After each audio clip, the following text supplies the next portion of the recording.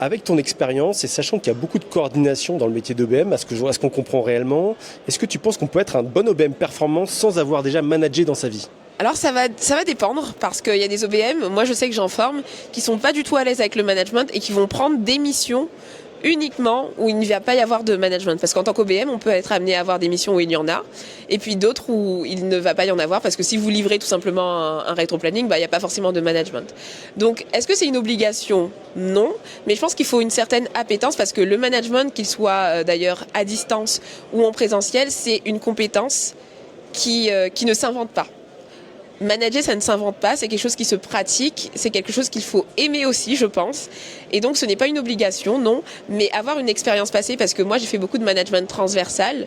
Donc, tout ce qui est justement, lorsqu'on fait de la coordination de projet, c'est ce qu'on appelle justement le management transversal, c'est-à-dire qu'on n'a pas un lien direct avec, de subordination avec la personne avec qui on travaille, mais on va gérer un collectif.